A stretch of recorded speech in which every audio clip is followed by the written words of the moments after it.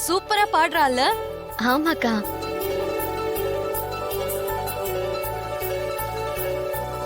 அம்மா, இவங்க என்னோட க்ளோஸ் ஃப்ரெண்ட் ராஜேஸ்வரி. பெரிய மல்டி மில்லியனர்.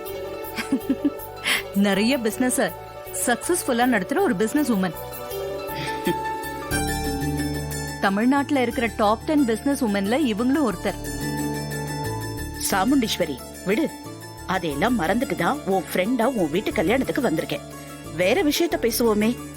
நீங்க உண்மையை சொல்ல விட மாட்டீங்களே. இவங்க தான் என் பொண்ணுங்க. இவ ரோஹிணி மூத்தவ. வணக்கம் ஆண்டி. இவ 3வது பொண்ணு துர்கா. மேடையில பாடிக்கிட்டு இருக்கிறது கடைசி பொண்ணு சுவாதி.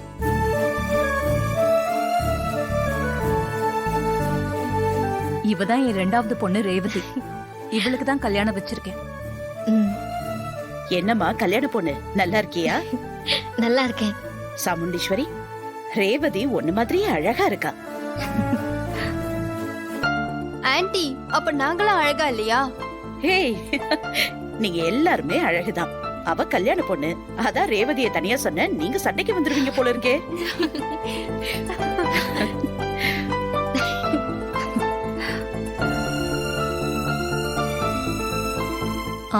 ராஜா,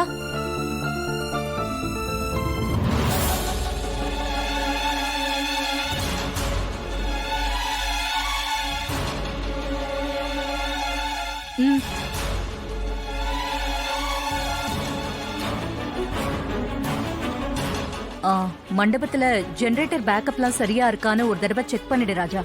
ஏன்னா போன வாரம் இங்க நடந்த மேரேஜ்ல கொஞ்சம் பவர் ப்ராப்ளம் ஆயிடுச்சுன்னு ஒருத்தர் ஃபோன் பண்ணி சொன்னாரு. சோ கொஞ்சம் முன்ஜாக்கிரதையா இருக்கணும். அதனால அது என்னன்னு ஒரு தடவை செக் பண்ணி கிளியர் பண்ணிடு. அப்புறம் எந்த பிரச்சனையும் இருக்கக்கூடாது ராஜா. சரிங்க மேடம், இப்போயே எலக்ட்ரிஷியனை பார்த்து அது என்னன்னு செக் பண்ணிடுறேன்.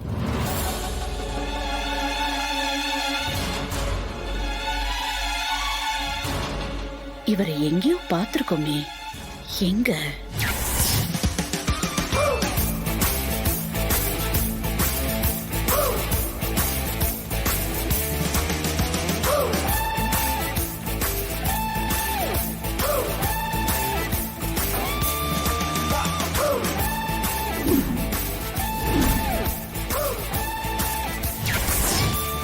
கரெக்ட், இவரோட ஆபீஸ்லயே மீட் பண்ணிருக்கேனே.